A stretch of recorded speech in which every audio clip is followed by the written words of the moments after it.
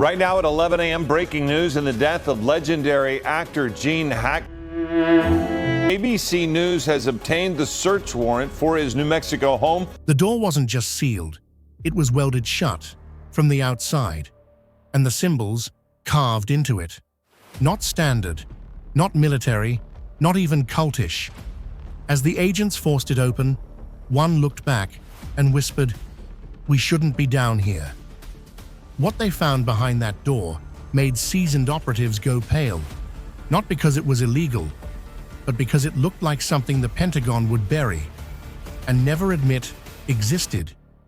Operation Black Sentry was not on any publicly accessible DOJ docket.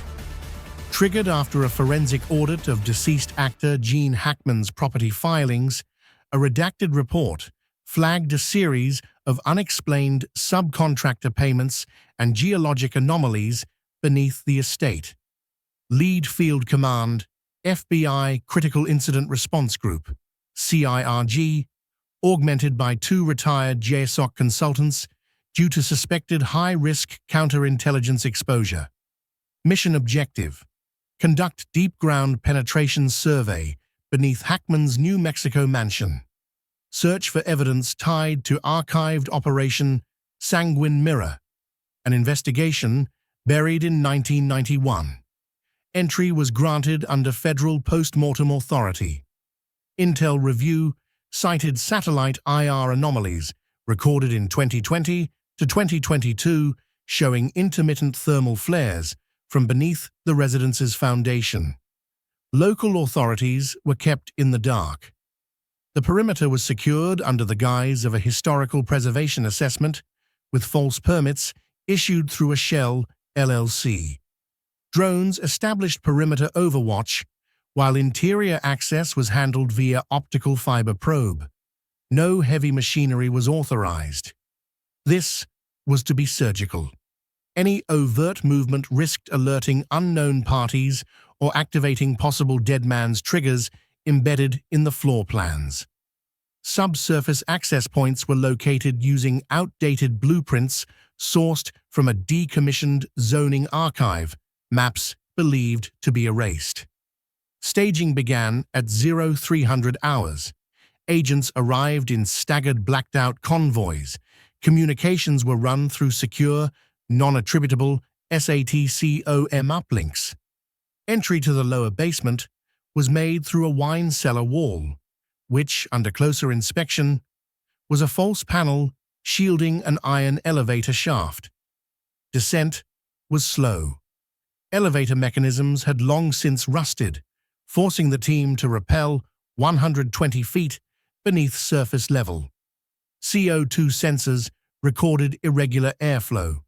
Once underground, full radio silence protocol was activated.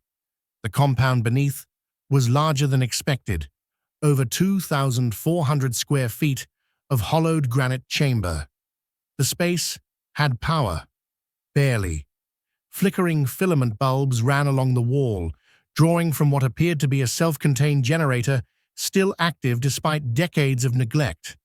Initial scans revealed multiple doors, one of which was the welded steel hatch. It was sealed using industrial bracing not available on the civilian market. It bore no keyhole, no access code panel. Only symbols, some matching Cold War-era PSYOPs case files. While the underground team advanced, a no-fly zone was enforced via coordination with NORAD under Domestic Silent Protocol Order ARK-17B. No local aircraft breached the 10-mile radius. Above-ground thermal scans picked up no movement around the estate. A UAV with EM disruption capability loitered at 12,000 feet. It would jam all transmissions if unauthorized signals emerged. Nothing did until the hatch opened. What the team found was not an enemy force. It was worse, an environment designed to repel intrusion through psychological means. The temperature dropped 12 degrees the moment the vault opened. Metal warped with cold. One operative began vomiting. Another reported auditory hallucinations, whispered voices in Latin. Inside the chamber were banks of analog equipment, photos of unknown individuals with their eyes scratched out, and a chair bolted to the floor, strapped. They secured the room, but did not touch the artifacts.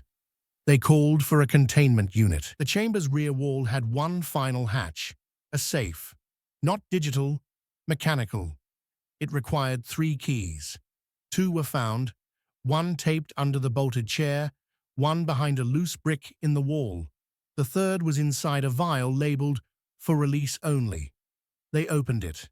Inside, documents signed by D. Meyer, a name linked to a shuttered Manhattan Project subdivision. Files detailed Protocol Gideon, referencing human subject testing involving isolation, subliminal exposure, and advanced sensory interruption. No records of this program exist in the National Archives. Containment units arrived under the guise of an EPA leak response team. Items were extracted under triple seal classification. Nearby properties were scanned. No additional tunnels found, but there were hints of expansion. One neighboring house was purchased in 2004 through an offshore shell tied to an ex-CIA asset. It has since been demolished. The chair was moved to Site 72 in Virginia. No public record of its existence remains. Official cause of death for Gene Hackman remains stroke. His wife, cardiac arrest. But those in the room know better. Every agent who entered that vault was rotated off active duty. At least 2 requested psychological leave within a month. And that last line in the recovered journal? If you're reading this, they didn't get to me in time, but they will. The investigation was closed, but something underneath still breathes. The door is sealed again, this time from the inside.